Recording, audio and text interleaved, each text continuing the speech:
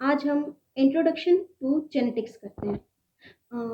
कितनी बार आपको लगता होगा कि आप अपने आप से क्वेश्चन पूछते होंगे कि अरे यार, ये बिल्ली के बच्चे जो हैं वो बिल्ली के जैसे ही क्यों दिख रहे हैं, और अपने डॉगी के बच्चे जो हैं वो डॉगी जैसे ही क्यों दिखते हैं। या फिर आप ये कितनी बार सोचते होंगे कि अरे यार, ये जो गुआवा का पेड़ है वो गुआवा ही क्यों दे रहा है, या मैंगो का पेड़ है वो मैंगो ही क्यों दे रहा है। मैंगो के पेड़ पर चॉकलेट्स क्यों नहीं लगती, या गुआवा के पेड़ पर आइसक्रीम्स क्यों नहीं लगती।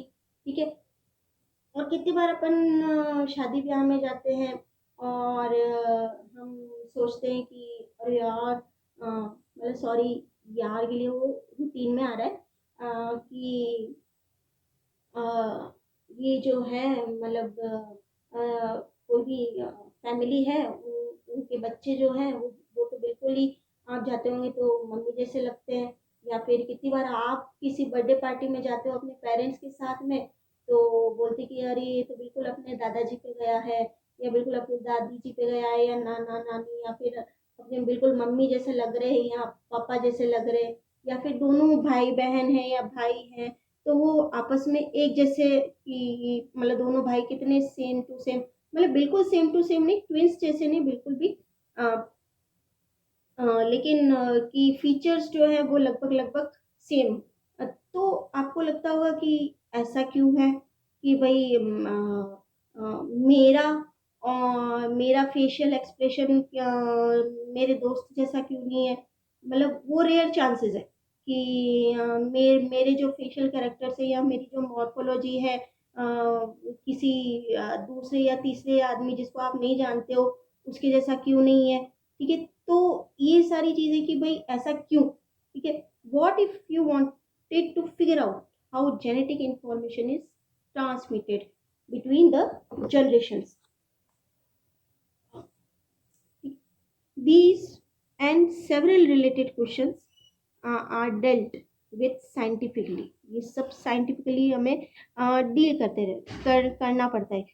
You might be curious how traits can skip a generation. ठीक है। और why one child in a family में suffer from genetic diseases while other does not. लेकिन कितनी बार जो होते हैं कि जो ट्रेड्स होते हैं वो जनरेशन को स्किप कर लेते हैं। कि कितनी बार होता है ना कि आप में जो कैरेक्टर है वो आपके दादाजी से मिलते हैं या दादी जी से मिलते हैं, लेकिन आपके फादर से नहीं मिलते। तो कितनी बार जो कैरेक्टर्स होते हैं वो स्किप हो जाते हैं जनरेशन में। या फिर कितनी बार होता है कि एक फैमिली है उसमें किसी एक बच्चे को पर्टिकुलर डिजीज है, जेनेटिक डिजीज है, लेकिन किसी दूसरे को नहीं है। Why one child in family में suffer from genetic disease while another does not. ठीक है। तो ये सारे जो क्वेश्चंस है, सेवरल रिलेटेड क्वेश्चन, ये डील किए जाते हैं by scientifically in branch of biology known as genetics. तो जेनेटिक्स क्या है। ठीक है। The subject which deals with the inheritance as well as the variation of the characters. ठीक है। From parents to the offspring. Inheritance is the process by which characters are passed on from parents to the progeny. It is the basis of heredity, or variation is the degree by which progeny differ from the parents. ठीक है। तो inheritance में क्या हो रहा है कि characters जो है वो पास हो रहे हैं from parents to the progeny. ठीक है। पेरेंट्स से प्रोजेनी में मतलब बच्चे में जो पास हो रहे हैं इनहेरिटेंस के थ्रू। तो और वेरिएशन में क्या है कि there is a degree by which progeny differ from the parents. मतलब कि बिल्कुल ही मतलब पापा जैसा या मम्मी जैसा नहीं होता है जो प्रोजेनी होता है वो।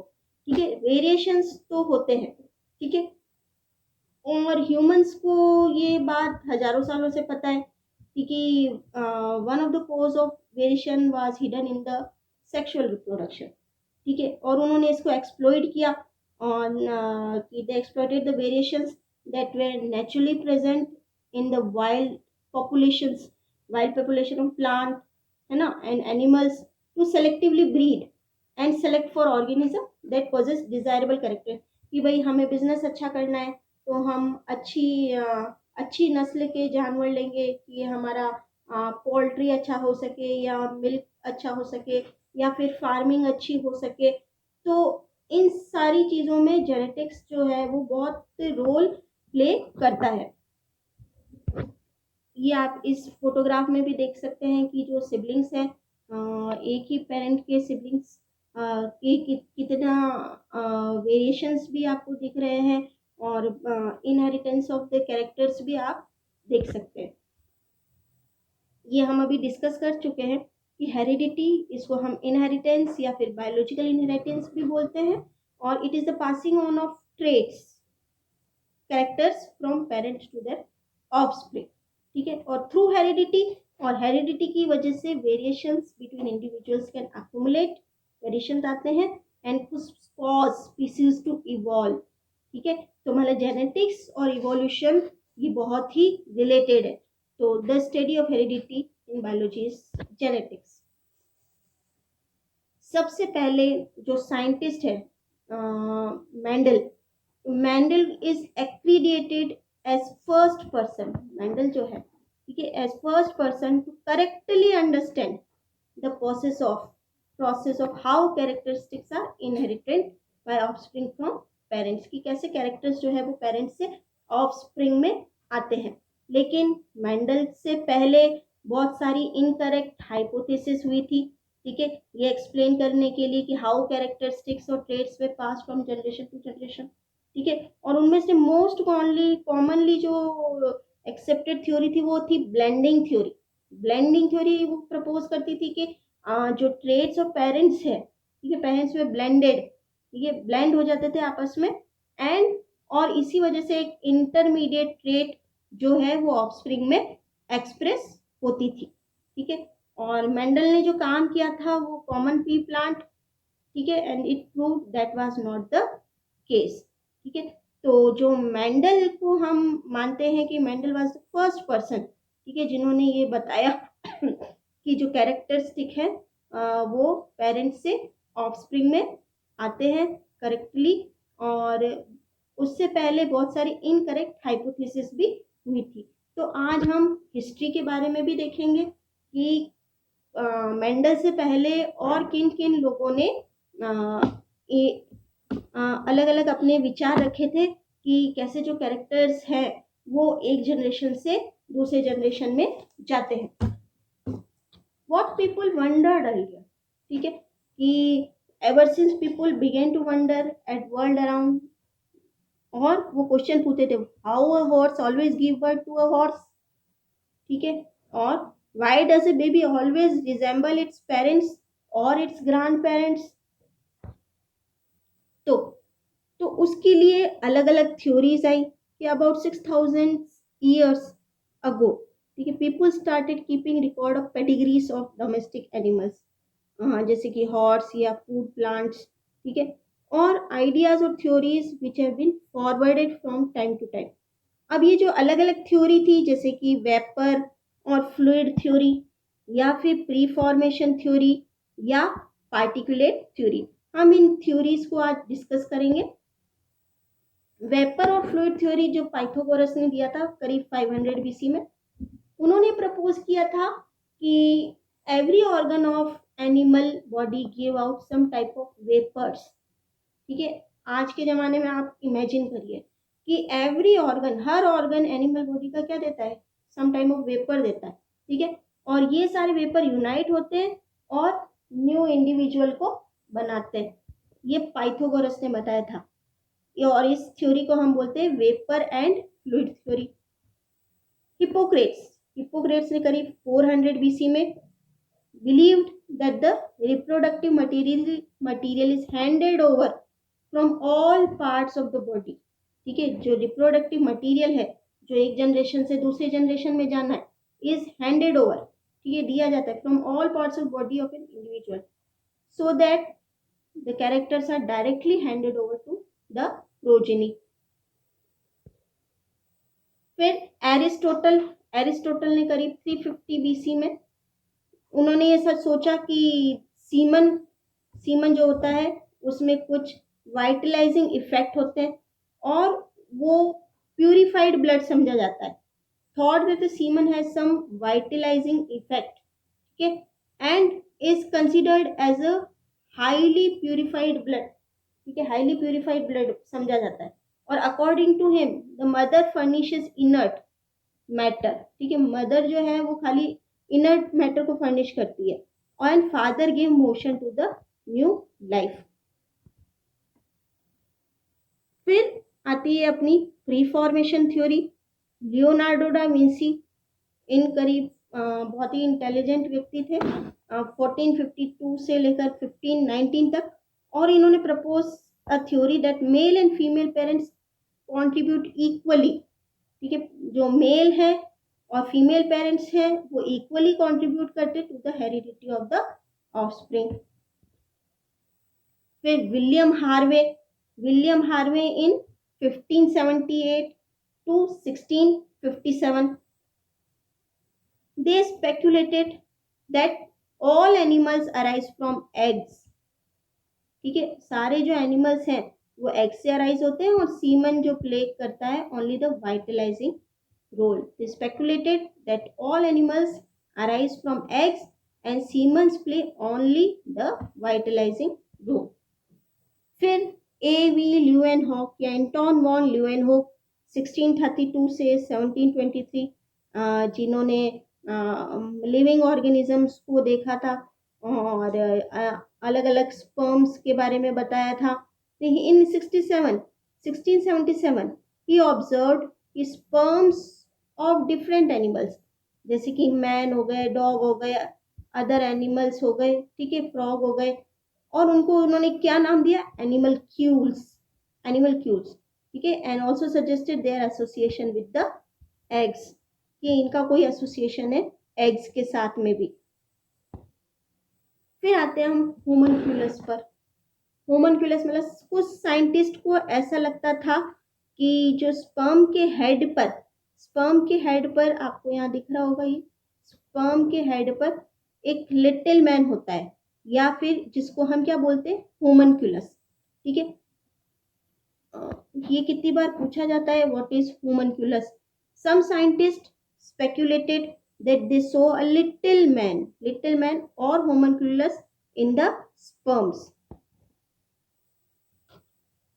अब जो प्री फॉर्मेशन थ्योरी है उसके जो विचार हैं, ठीक है, have often been divided into schools. एक तो होते हैं स्पर्मिस्ट या एनिमकुलिस्ट, और दूसरे हैं ओविस्ट। मतलब ये दो स्कूल में डिवाइडेड हो गया, इनके जो विचार है ये दो स्कूल्स में डिवाइडेड हो गए। स्पर्मिस्ट या इनको एनिमकुलिस्ट भी बोलते हैं, और दूसरे को हम बोलते हैं क्या, ओविस्ट। ओविस्ट जो है, ये ग्रुप वाले जो साइंटिस्ट हैं, ये मानते थे these group of scientist attached more importance to egg और ओवा, ठीक है। ये वाले जो ग्रुप के जो साइंटिस्ट थे, ये अंडे पर या ओवा पर ज्यादा इंपॉर्टेंस मानते थे, और they thought that the homunculus was present in ovum, ठीक है। जो हम ये बोल रहे हैं होमनक्यूलस, ठीक है, ये लिटिल मैन जो आप यहाँ स्पर्म के ऊपर देख रहे हैं, ठीक है, it is present in ovum, and thus it was the woman who carried the egg, ठीक है, containing boy and girl, ठीक है, और वो ही रिस्पॉन्सिबल थी, ठीक है, and was responsible for the gender of the offspring। whereas जो स्पर्मिस्ट्स या एनिमकुलिस्ट्स, ठीक है, स्पर्मिस्ट और एनिमकुलिस्ट ओविस्ट के अपोजिट थे, और these group of scientists attached more importance to the sperm, ठीक है। ये इनका जो ज़्यादा कॉन्सेंट्रेशन था वो स्पर्म पे था, और इनका मानना ये था कि होमनकुलस और complete organism were present in the sperm, ठीक है, and conducted only the contribution of female was the womb where the homunculus grew, कि फीमेल का जो वूम है वहाँ पर खाली उसको ग्रू करने के लिए या ग्रो करने के लिए जगह चाहिए होती है, बाकी जो मेन काम जो होता है वो स्पर्म का होता है, ठीक है। There was a theory which disapproved this theory, ठीक है। इन सारी आपकी होमनकुलस थ्योरी या इनको डिसअप्रूव करने के लिए एक थ्योरी थी, और ये दी गई थी के.एफ. वुल्फ के थ्रू, के.एफ. वुल्फ, और इसको हम बोलते हैं theory of epigenesis. Theory of epigenesis K F. Wolff के द्वारा दी गई थी करीब 1738 से 1794 में, ठीक है। Finally refuted the preformation theory, ठीक है, by proposing that neither egg nor sperm had the structure like homunculus. इन्होंने बोला कि भाई ना तो एग ना ही स्पर्म में ऐसा कोई स्ट्रक्चर होता है होमनक्यूलस, लेकिन बट गैमीट्स कंटेन सब्सटेंसेस, ठीक है, जो फीमेल गैमीट है और जो मेल गैमीट है उनमें कंटेन सब्सटेंसेस जो capable of forming the organised body after fertilization, और this idea was the very core of the theory of epigenesis. ये बहुत ही इम्पॉर्टेंट है, ये बहुत ही इम्पॉर्टेंट थ्योरी है कि थ्योरी ऑफ एपिजेनेसिस क्या है, प्री फॉर्मेशन थ्योरी क्या है, होमनक्यूलस क्या है, ओविस्ट कौन थे, स्पर्मिस्ट कौन थे, और आपके एनिमक्यूलिस्ट कौन थे, ठीक है, ये क्वेश्चंस आपके बनते हैं, ठीक है। This theory suggested that many new organs and tissues which were originally absent developed subsequently. फिर नेक्स्ट आती है आपकी पार्टिकुलेट थ्योरी, ठीक है। पार्टिकुलेट थ्योरी जो है फ्रेंच बायोलॉजिस्ट मॉपेटियस 1689 से 1759, ठीक है, proposed that the body of each parent give rise to minute particle, कि उन्होंने ये बताया कि बॉडी ऑफ ईच पेरेंट, कि मेल पेरेंट और female parent give rise to minute particles देते हैं, और ड्यूरिंग सेक्सुअल रिप्रोडक्शन, ठीक है, सेक्सुअल रिप्रोडक्शन के समय the particles of both individuals unite together, कि जो वो माइन्यूट पार्टिकल्स देते हैं तो सेक्सुअल रिप्रोडक्शन के टाइम पे वो जो दोनों के पार्टिकल्स है, both individual particles of the both individual unite together, ठीक है, वो यूनाइट हो जाते हैं और एक इंडिविजुअल बनाते हैं।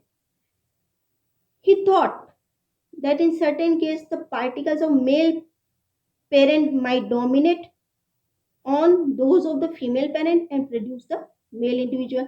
जब मेल पेरेंट के पार्टिकल्स डोमिनेट हो जाते, उनको ऐसा लगा कि जब मेल पेरेंट के पार्टिकल्स डोमिनेट हो जाते फीमेल पेरेंट पर तब मेल इंडिविजुअल होता है, while in the production the particle of female might be dominant on particle of male। So he thought that in certain cases the particles of male parent might dominate on those of the female parent and produce male individual, while in the production of particles of female might be dominant on particle of the male, ठीक है। Thus he proposed the concept of biparental inheritance by elementary particles। Particulate theory जो है वो अलग अलग forms में दी गई, were given in different forms, जैसे कि inheritance of the acquired characters, या थ्योरी ऑफ पैंजेनेसिस, या थ्योरी ऑफ जर्म प्लाज्म। अब inheritance of the acquired character, Lamarck ने 1744 से 1829 के बीच में, इन 1844 proposed the phenomena of inheritance of the acquired characters, कि जो कैरेक्टर हम एक्वायर करते हैं वो ही एक जनरेशन से दूसरी जनरेशन में जाती है अमंग लिविंग ऑर्गेनिज्म, लेकिन but he fail to provide convincing evidences in support of with this concept. लेकिन कितनी बार मतलब कि कितनी बार होता है ना कि हम कान छिदवाते हैं लेकिन जो बेबी है उसके तो छिदे हुए कान आते ही नहीं है, ठीक है। और कितने होते हैं कि भाई आपके कहीं मार्क लग गया या कट लग गया तो वो आपके जनरेशन में आना चाहिए, लेकिन ऐसा होता नहीं है, वो कट नेक्स्ट जनरेशन में तो आता ही नहीं है। तो ये थ्योरी भी रिजेक्ट की गई। जो inheritance of the acquired character among living organism की जो भी कैरेक्टर पेरेंट्स में है वो प्रोजीनी में डेवलप होंगे, but he fail to provide convincing evidences in support of this concepts. फिर आती है theory of pangenesis. Hippocrates gave the central idea of the pangenesis theory। Charles Darwin, ठीक है, बहुत महान वैज्ञानिक, in 1868 gave his famous theory of pangenesis, ठीक है, famous theory of pangenesis which exclusively depends on the particulate theory, ठीक है, जो particulate theory पर डिपेंड करती, depends on particulate theory. According to it, each part of animal body produces many minute particles. ठीक है कि जो एनिमल बॉडी जो है, हर पार्ट एनिमल बॉडी का जो हर पार्ट है, each part of animal body produce many minute particles known as gemmules. ठीक है, जेम्यूल्स. एक जेम्यूल्स हम जब पॉरीफेरा पढ़ते तब भी आता है. ठीक है, लेकिन ये अलग चीज. तो according to it, each part of animal body, ठीक है, एनिमल बॉडी के हर पार्ट जो है बहुत ही माइन्यूट पार्टिकल्स देते हैं, प्रोड्यूस मैनी माइन्यूट पार्टिकल, जिनको हम क्या बोलते हैं, जेम्यूल. ठीक है, which are the first collected in the blood. ठीक है, वो ब्लड में कलेक्ट होते हैं and then concentrated in the reproductive organ. When animal reproduces, जब एनिमल रिप्रोड्यूस करता है into new individual, these gemmules pass on to it. ठीक है, and it has the blending of both the parents. अब Charles Darwin ने जो particulate theory दी, ठीक है, फेमस पैंजेनेसिस थ्योरी जो दी, ठीक है, इसका जो वाइसमैन जो है थ्योरी ऑफ जर्म प्लाज्म, इन्होंने अप्रूव कर दिया थ्योरी ऑफ पैंजेनेसिस को. ठीक है, थ्योरी ऑफ पैंजेनेसिस को वेसमैन ने डिसअप्रूव कर दिया. उनकी जो थ्योरी थी वो थी theory of germ plasm. Weismann 1835 से 1934 और गाल्टन 1823 से 1911 disapprove the theory of pangenesis. और वाइसमैन ने 1892 में पोस्टुलेट की theory of germ plasm to explain heredity. कि भाई इन्होंने ये बोला कि चार्ल्स डार्विन के डिसअप्रूवमेंट में कि भैया कि आप ये बोल रहे हो कि each part of animal body produces many minute particle, जिनको कि जेम्यूल बोलते हैं. ठीक है, which are first collected in the blood and then concentrated in the reproductive organ. और when animal reproduce, these gemmules pass on to it and it blending of both the parents. लेकिन अब आप देखिए कि अगर किसी पेरेंट का एक पैर नहीं है, ठीक है, एक पैर नहीं है और पैर कट गया है किसी एक्सीडेंट में, तो जो इंडिविजुअल हो उसका जेम्यूल तो पास ऑन हो नहीं रहा है, तो फिर अगली जनरेशन में जो बेबी है वो पूरा हेल्दी कैसे, उसके दोनों पैर है. ठीक है, कि फॉर एग्जाम्पल कि किसी की एक आंख खराब हो गई है, तो नेक्स्ट जनरेशन में तो बेबी जो है वो बिल्कुल हेल्दी है. ठीक है, तो ये जो थ्योरी थी वो डिसअप्रूव की किसने, थ्योरी ऑफ जर्म प्लाज्म ने. ठीक है, वाइसमैन ने 1892 में theory of germ plasm to explain the heredity. तो वाइसमैन 1835 से 1934 में according to this theory explained that the body of the organism contain two types of cells. ठीक है, यहाँ पर बात आती है कि जो ऑर्गेनिज्म है, बॉडी है ऑर्गेनिज्म की, उसमें दो टाइप के सेल्स होते हैं. एक होता है सोमैटिक सेल और दूसरा होता है रिप्रोडक्टिव सेल. ठीक है, सोमैटिक सेल और रिप्रोडक्टिव सेल. सोमैटिक सेल जो है वो बॉडी बनाता है, make up the body and it various organs. ठीक है, तो the somatic cell make up the body and its various organs, while the reproductive cells form the sperm and ova. ठीक है, जो रिप्रोडक्टिव सेल्स जो है वो क्या बना रहे हैं, स्पर्म और ओवा बना रहे हैं.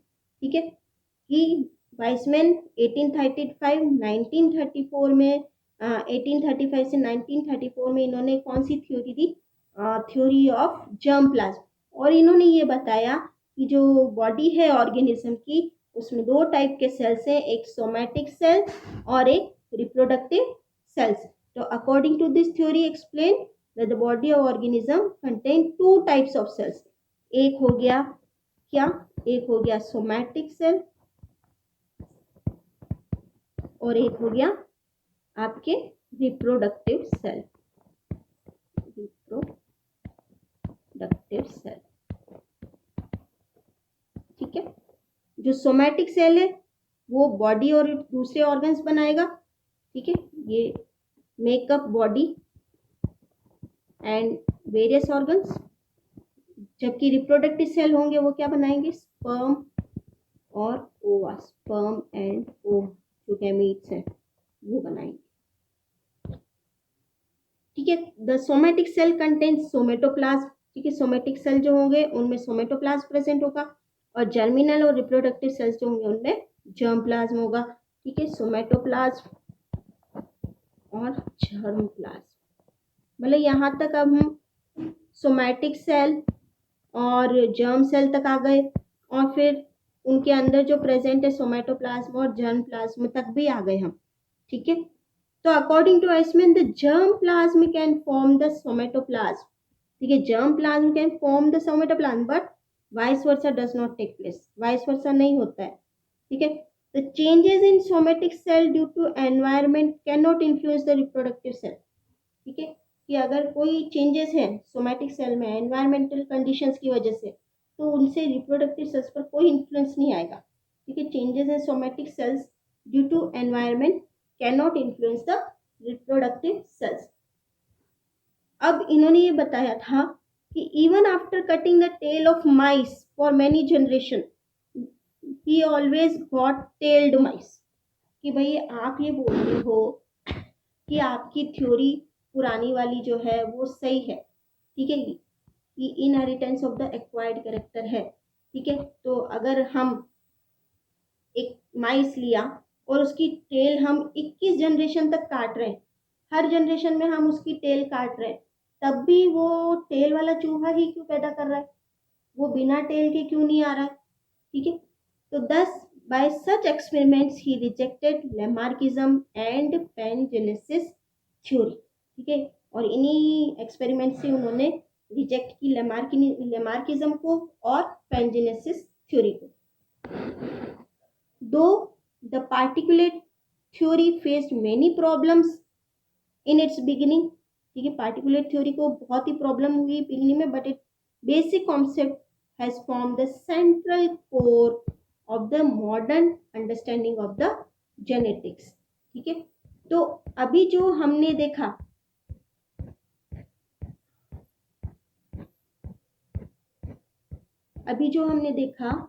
कि भाई हमने जो अलग अलग थ्योरीज पुरानी जो है जेनेटिक्स के बारे में कि कैसे जनरेशन टू जनरेशन कैरेक्टर्स जाते हैं, तो उनमें आपने वेपर और फ्लूइड थ्योरी, इसके अलावा हमने प्री फॉर्मेशन थ्योरी, होमनकुलस और स्पर्मिस, एनिमेक्युलस, ओवेस। ठीक है, फिर आई थ्योरी ऑफ एपिजेनेसिस जो केफ वुल्फ की है, ये इंपॉर्टेंट है, ये पूछी जाती है। एक तो आपको ये प्री फॉर्मेशन थ्योरी भी पूछी जाती है, होमनकुलस पूछा जाता है, ओविस पूछे जाते हैं, एनिमेक्युलस पूछे जाते हैं। केफ वुल्फ की थ्योरी ऑफ एपिजेनेसिस के बारे में बताइए। ठीक है, ये पूछा जाता है। उसके बाद में पार्टिकुलेट थ्योरी के बारे में पूछा जाता है, इनहेरिटेंस ऑफ एक्वायर्ड कैरेक्टर या थ्योरी ऑफ पैनजेनेसिस या theory of germ plasm,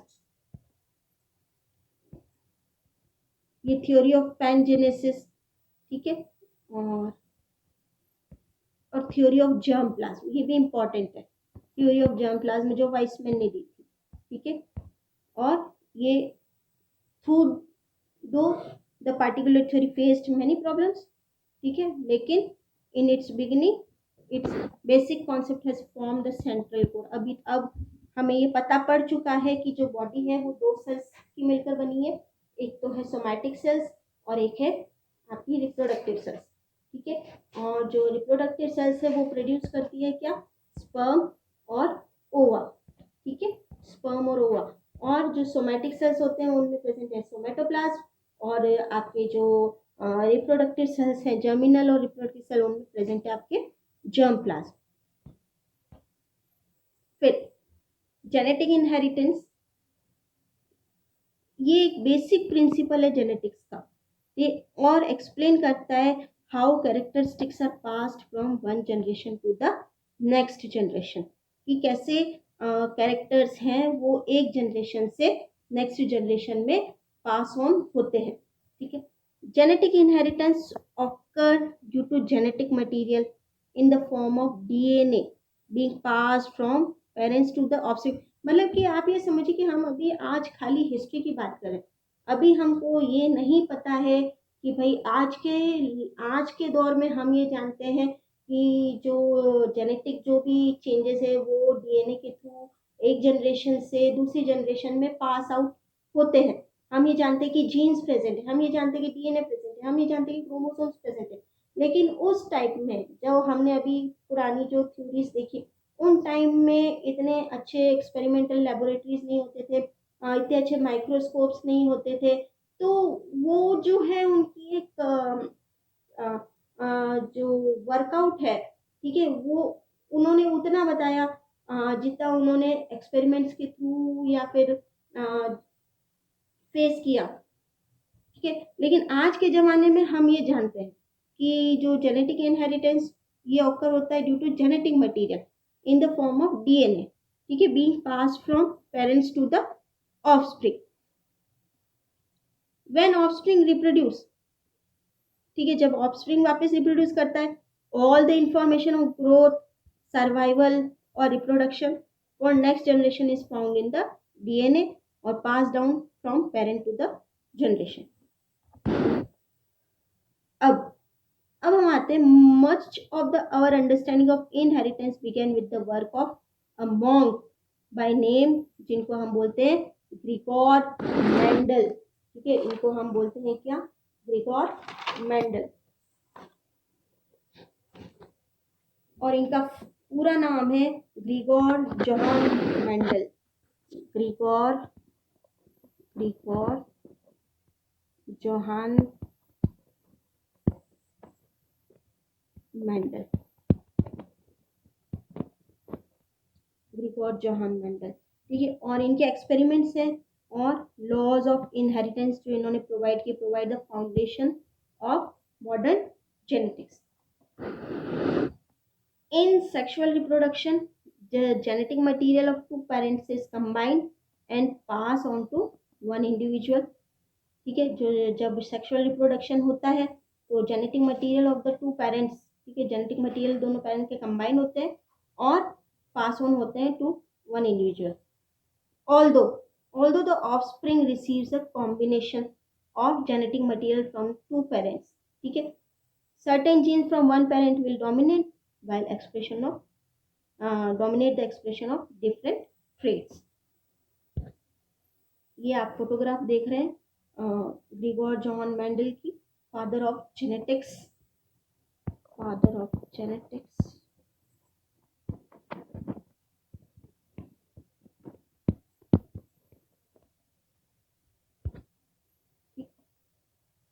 Grigor Johan मेंडल एक मॉन्क थे, एक साइंटिस्ट थे, and he is commonly referred to as father of modern genetics, ठीक है, father of genetics. He completed a series of experiments, ठीक है। Mendel had a great interest on the plant hybridization experiments, ठीक है, उनका बहुत ज़्यादा इंटरेस्ट होता था प्लांट हाइब्रिडाइजेशन एक्सपेरिमेंट्स पर, ठीक है। और ही begin his scientific investigation in about 1856 के करीब उन्होंने अपनी साइंटिफिक इन्वेस्टिगेशंस की। और इनका एक्सपेरिमेंटल टाइम जो था वो करीब 1856 से लेकर 1863 तक एक्सपेरिमेंटल टाइम जो था इनका 1856 से 1863 के बीच में था। इनका पहला जो पेपर था, his paper was first time published in proceedings of the society in 1866।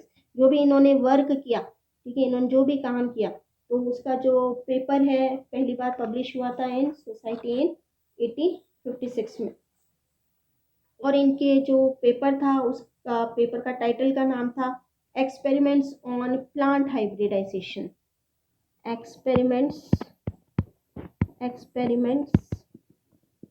On plant hybridisation,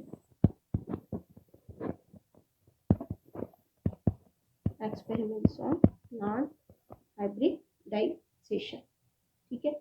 और he completed a series of experiments looking at the inheritance of number of characters in pea plant, ठीक है। तो Mendel chose garden pea, ठीक है, garden pea का scientific name है Pisum sativum, Pisum sativum, payasam sativa, ठीक है, as a experimental material.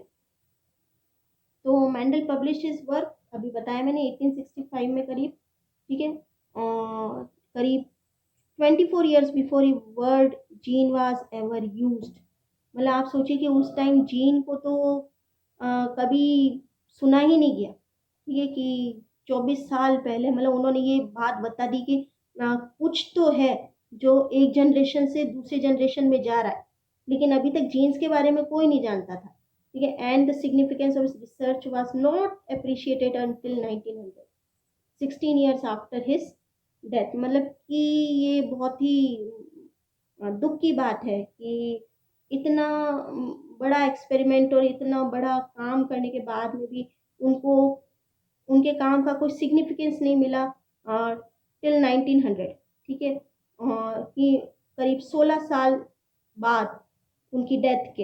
And the significance research were not appreciated until 1900, 16 years after his death, मतलब 16 ईयर 16 साल बाद उनकी डेथ के उनके काम को रिकॉग्नाइजेशन मिलना चालू हुआ कि हाँ भाई ये कोई काम इन्होंने किया है और ये कितना बड़ा काम हुआ है। ये ग्रिगोर मेंडल का फोटोग्राफ है 1822 से 1884। अब जो मेंडल की जो एक्सपेरिमेंट है, ठीक है, मेंडल के जो एक्सपेरिमेंट है, तो मेंडल के जो एक्सपेरिमेंट है इतने सक्सेसफुल कैसे रहे, ठीक है। ये ऐसा नहीं है कि काम नहीं चल रहा था, काम दूसरी जगह भी चल रहा था, लेकिन मेंडल के एक्सपेरिमेंट सक्सेसफुल क्यों हुए, ठीक है। तो Mendel perform a series of rigorous experiments, ठीक है, that looked at 7 different characteristics, ठीक है, 7 डिफरेंट कैरेक्टरिस्टिक्स उन्होंने लिए।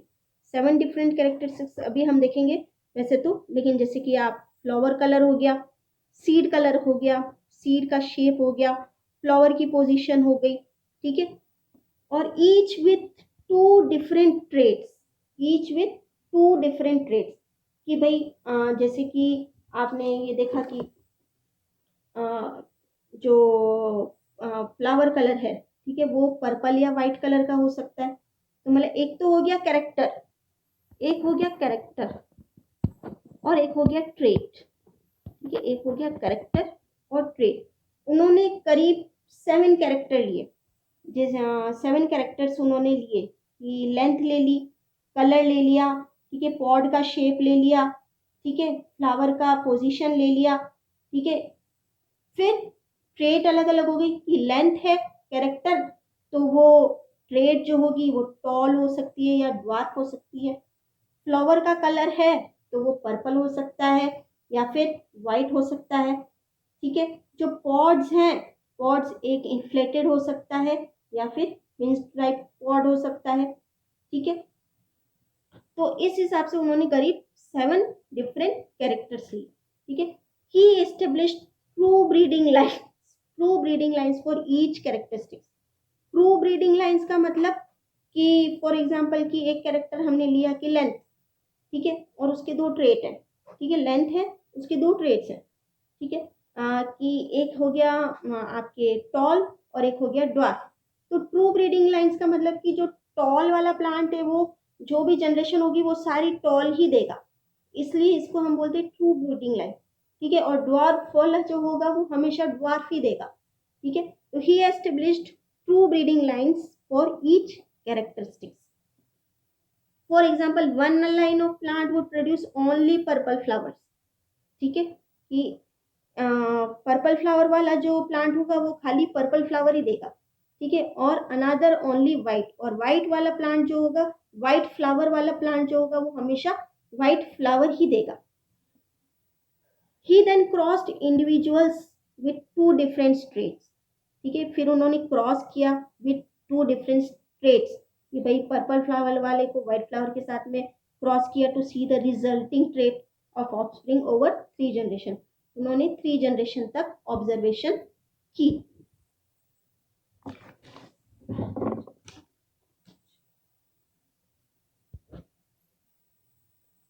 यहाँ पर हम देखते हैं कि देखिए सॉरी,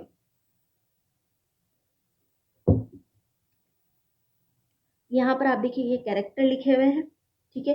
फ्लावर कलर के कितने हैं, 7 है, 1 2 3 4 5 6 और 7 कैरेक्टर, ठीक है। तो ये टेबल क्या बता, result of Mendel's F1 cross for 7 characters in P plant, true breeding, ठीक है, इटसेल्फ इक्वल टू इटसेल्फ, मतलब प्योर लाइन आप बोल सकते हैं कि फ्लावर कलर ले लिया, flower position, seed colour, seed shape, pod shape और स्टेम लेंथ, ठीक है। तो जो आपके ट्रेट हैं वो फ्लावर कलर में पर्पल और वाइट लिया उन्होंने, फ्लावर पोजीशन में एक्सियल और टर्मिनल ले लिया, सीड कलर में येलो और ग्रीन ले लिया, सीड शेप में राउंड और रिंकल्ड ले लिया, पॉड शेप में इन्फ्लेटेड इस टाइप के, ठीक है, फूले हुए, और पॉड शेप दूसरा कॉन्स्ट्रिक्टेड, पॉड का कलर एक ग्रीन ले लिया, एक येलो ले लिया, और स्टेम लेंथ ले ली टॉल और एक ड्वार्फ, ठीक है।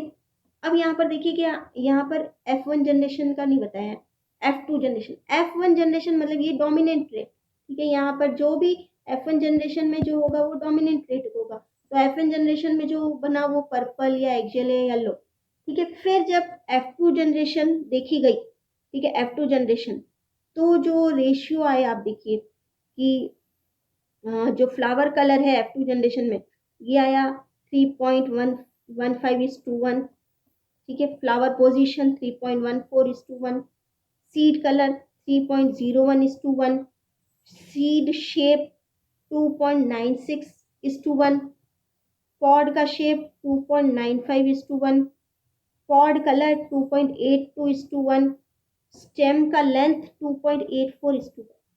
मतलब आप देखिए कि पैटर्न कितना सेम टू सेम चल रहा है, मतलब इन्होंने कम कैरेक्टर लिए, 7 कैरेक्टर्स ही लिए इन्होंने, कोई ज़्यादा कैरेक्टर नहीं लिए, ठीक है। और जब इन्होंने हर एक का एक्सपेरिमेंट किया कि भाई मैं फ्लावर कलर है, मैं फ्लावर कलर की 2 ट्रेट्स लेता हूँ और उनके F2 जनरेशन तक जाता हूँ, ठीक है। फिर अगर मैं फ्लावर पोजीशन लेता हूँ और उसमें F2 जनरेशन तक जाता हूँ, तो आप ये देखिए कि रेशियो कितने सेम आ रहे हैं, एक आ रहा है 3.15:1, 3.14:1, 2.96:1, मतलब ये करीब आ रहे हैं अगर राउंड फिगर में 3:1 पर, ठीक है, 3:1 पर आ रहे हैं। मतलब उनको लगा कि कुछ तो पैटर्न है जो सेम है, ठीक है, और जो एक जनरेशन से दूसरे जनरेशन में पास आउट हो रहा है।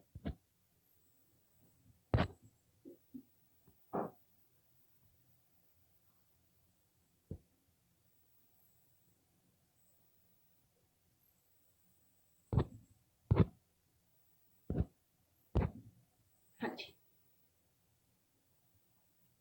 फिर आप ये देखिए कि हमने ये इमैस्कुलेशन, ठीक है, इमैस्कुलेशन क्या होता है कि इमैस्कुलेशन की for hybridization, hybridization it is the removal of anther from the bisexual flower, ठीक है। ये एंथर को आप यहाँ देखिए कि ये एंथर को फॉर्सेप्स से रिमूव कर रहे हैं, ठीक है, so that the self fertilization is prevented, ठीक है।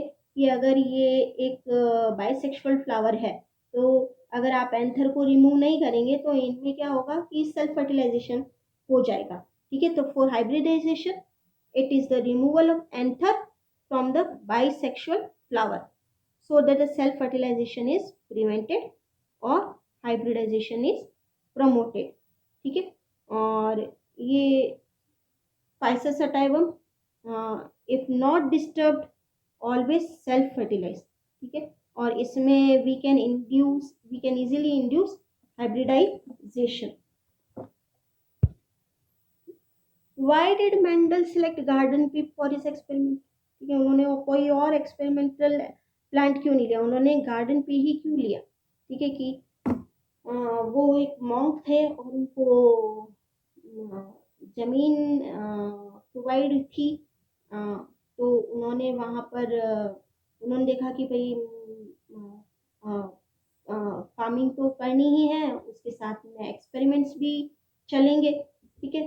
तो Mendel selected garden pea plant pisum sativum for his experiments, क्यों, क्योंकि ये एक बाइसेक्सुअल है, flowers are bisexual and naturally self pollinating, अभी आपको बताया था, ठीक है, कि flowers are bisexual and naturally self pollinating. They can be artificially cross pollinated, cross pollination हो सकता है, ठीक है। Offspring produced after cross pollination are fertile, ठीक है। जो ऑफस्प्रिंग है वो अगर क्रॉस पॉलिनेशन के बाद में फर्टाइल होते हैं, ठीक है। Pea plant has several pairs of contrasting characters, अभी हमने देखा है कि कितने सारे कैरेक्टर्स है। Flowers of pea plant are large enough for easy emasculation, ये जो फ्लावर्स हैं पी प्लांट के वो लार्ज इनफ है फॉर इजी इमैस्कुलेशन, आसानी से इमैस्कुलेशन हो सकता है। It is a small herbaceous plant, ठीक है, so that he could grow large number of plants. और हम ये जानते हैं कि भाई जब हम सैम्पलिंग करते हैं, जब हम एक्सपेरिमेंट्स करते हैं, तो हमें लार्ज सैंपल चाहिए होता है। हम ये बोलें कि भाई 10-12 प्लांट पर हमने एक्सपेरिमेंट कर दिया, ऐसा नहीं होता है, ठीक है। हमें लार्ज सैंपल चाहिए होता है, हज़ारों में, ठीक है, तभी हम ये बोलते हैं कि इस रिजल्ट की जो है वो ऑथेंटिसिटी है, ये रिजल्ट सही है, ठीक है। तो मतलब जो पी प्लांट है उनमें वेल डिफाइंड कॉन्ट्रास्टिंग कैरेक्टर्स थे, वो बाइसेक्सुअल फ्लावर थे, ठीक है। और नेचर के अंदर वो प्रीडोमिनेंटली सेल्फ फर्टिलाइजेशन शो कर रहे थे, हाइब्रिडाइजेशन इजी था, ठीक है, इनको इजीली कल्टीवेट कर सकते हैं क्योंकि ये लेग्यूमिनस प्लांट है। और इनके रूट नोड्यूल में राइजोबियम बैक्टीरिया पाया जाता है जो कि नाइट्रोजन फिक्सेशन में रोल प्ले करता है, इसीलिए इनको एक्स्ट्रा एफर्ट्स की या एक्स्ट्रा आप बोलें कि केयर की ज़रूरत नहीं है, आपको एक्स्ट्रा फर्टिलाइजेशन देने की ज़रूरत नहीं है, ठीक है। और ये वहाँ के क्लाइमेट के हिसाब से सूटेबल फॉर द क्लाइमेट भी था, ठीक है। और ये जो इनके जो सीड्स हैं वो डॉर्मेंसी शो नहीं कर रहे थे।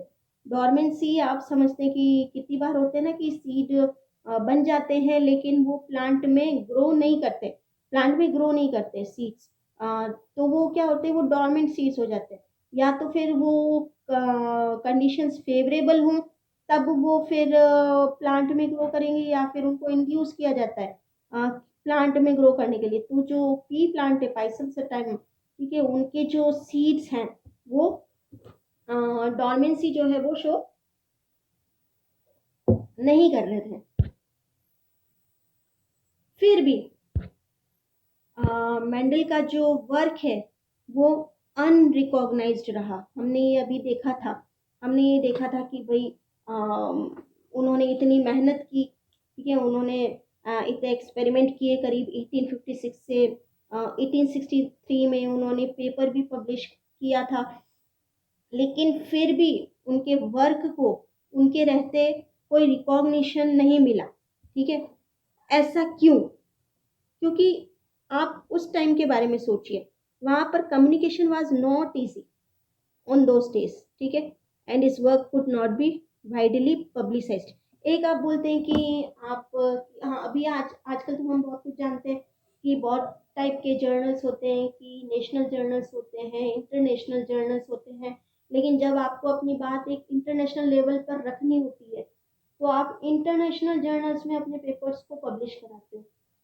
ऐसा नहीं है कि आपने कहीं पर कॉन्फ्रेंस में बोल दिया और बात खत्म हो गई, लेकिन आपको अपने वर्क पर अगर है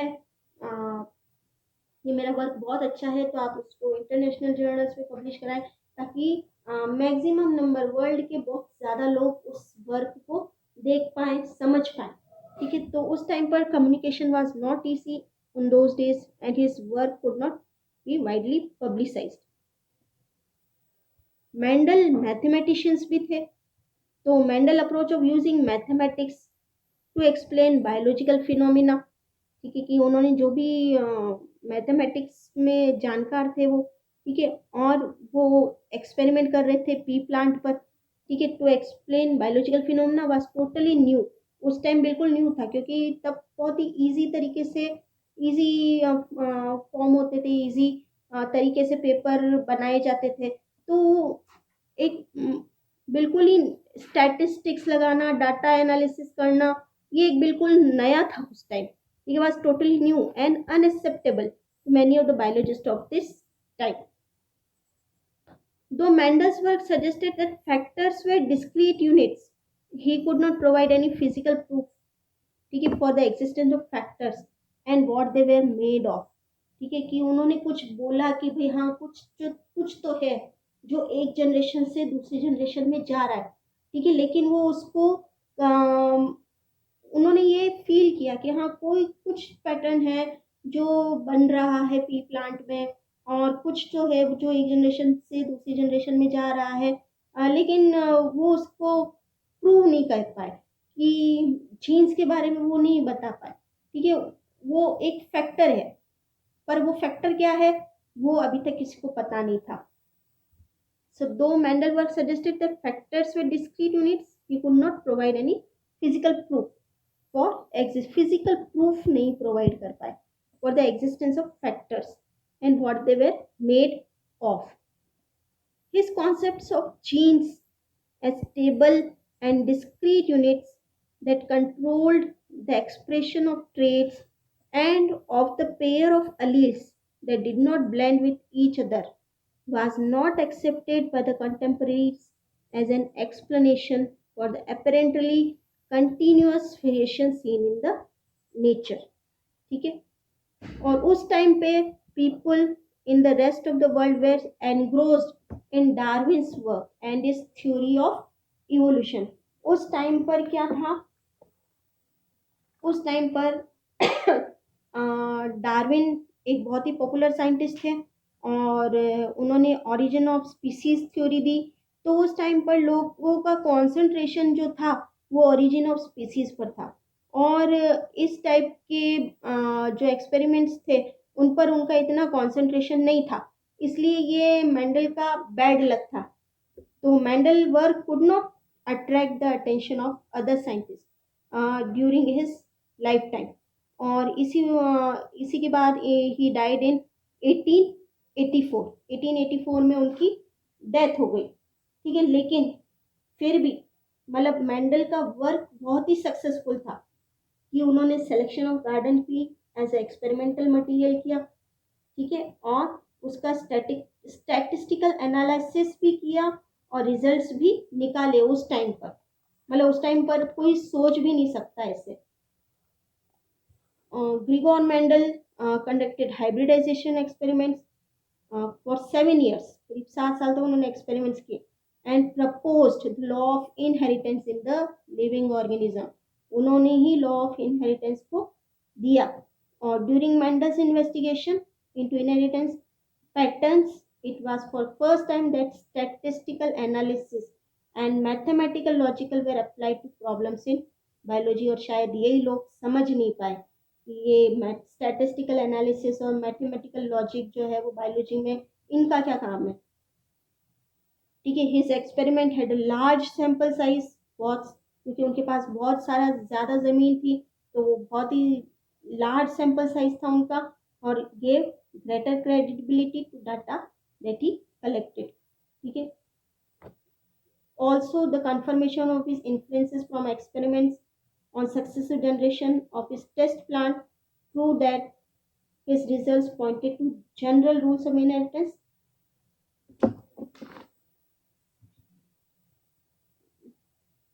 This allowed him to set up a basic framework of rules governing inheritance, which was expanded on by later scientists to account for all the diverse natural observations and the complexity inherited in them. ठीक है, in 1900 जब the rediscovery of Mendelism was done, ये 1900 मतलब कि 1884 में तो उनकी death ही हो गई, और तब तक उनका कोई काम जो है वो रिकॉग्नाइज नहीं हुआ. लेकिन 1900 में the rediscovery of Mendelism was done by 3 scientists, एक ह्यूगो डीवेरिस, एक कार्ल फॉरेंस एंड एरिक वॉन शिरमक. ठीक है, एरिक वॉन शिरमक.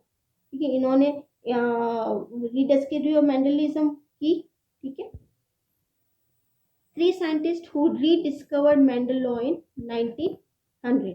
ठीक है, they were all working independently on different plant hybrids, ठीक है, ये सभी अपनी अपनी जगह पर काम कर रहे थे, and came out to the same conclusion about inheritance of Mendel. उन्होंने देखा कि ये काम तो मेंडल पहले ही बता चुके हैं कि इनहेरिटेंस ऑफ द कैरेक्टर्स के बारे में, लॉ ऑफ इनहेरिटेंस।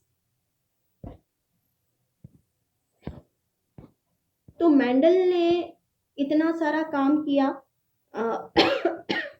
लेकिन उनके वर्क को उनके रहते हुए कोई रिकॉग्नाइज नहीं कर पाया।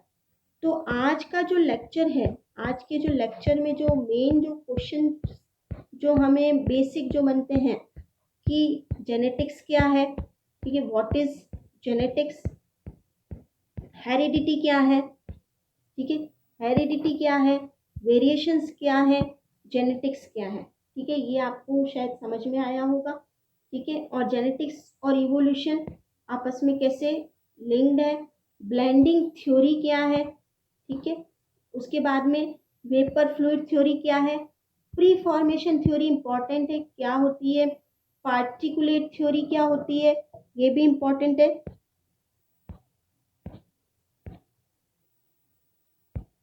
प्री फॉर्मेशन थ्योरी में एंटोन वॉन ल्यूएक को पूछा भी जाता है।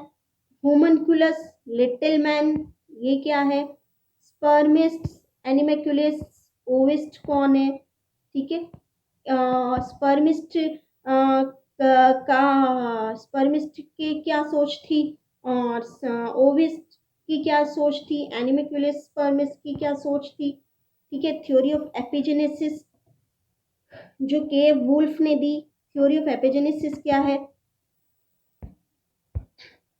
पार्टिकुलेट थ्योरी क्या है, inheritance of the acquired character, theory of pangenesis, theory of germ plasm, Lamarck ने क्या बताया था, theory of pangenesis, Charles Darwin, gemmules क्या होते हैं, ठीक है, थ्योरी ऑफ जर्म प्लाज्म जो वाइसमैन किसने दी थी और थ्योरी ऑफ जर्म प्लाज्म में क्या बताती है, सोमेटोप्लाज्म क्या होते हैं, जर्म प्लाज्म क्या होते हैं।